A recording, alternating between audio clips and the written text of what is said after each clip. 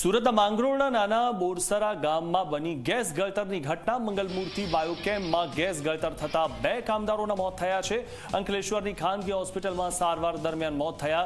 કંપનીમાં રિએક્ટર મેન્ટેનન્સની કામગીરી દરમિયાન આ ઘટના બની। મૃતકોના નામ રાજન શર્મા અને રાજન સિંહ હોવાનું સામે આવ્યું છે। પોલીસે ઘટના સ્થળે પહોંચીને વધુ તપાસ શરૂ કરી છે।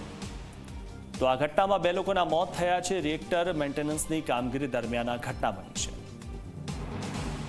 સુરત જિલ્લામાં વધુ એક ગેસ ગળતરની ઘટના સામે આવી છે અને આ ઘટના બની છે સુરત જિલ્લાના માંગરોળ તાલુકાના નાના બોરસરા ગામ નજીક આવેલી આ મંગલમૂર્તિ બાયોકેમ નામની આ કંપની છે। તેની અંદર ગેસ ગળતર થયું હતું અને 2 કામદારોના મોત થઈ ચૂક્યા છે। મહત્વનું છે કે પ્રથમ તો આ કંપનીની અંદર જે રિએક્ટરનું મેન્ટેનન્સ કામગીરી ચાલતી હતી અને તે દરમિયાન ગેસ ગળતર થયું હતું, જેના કારણે 2 જે કામદારો છે તેમની તબિયત લથડી હતી।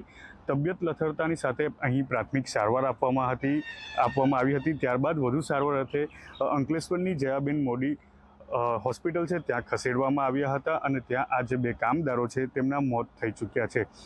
ઘટનાને પગલે કોસંબા પોલીસ અહીં સ્થળ પર પહોંચી હતી।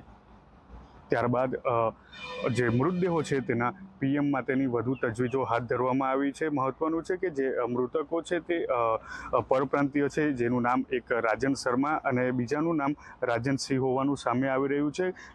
ઘટનાને પગલે પરિવારમાં પણ આક્રંદ જોવા મળી રહ્યો છે। ત્યારે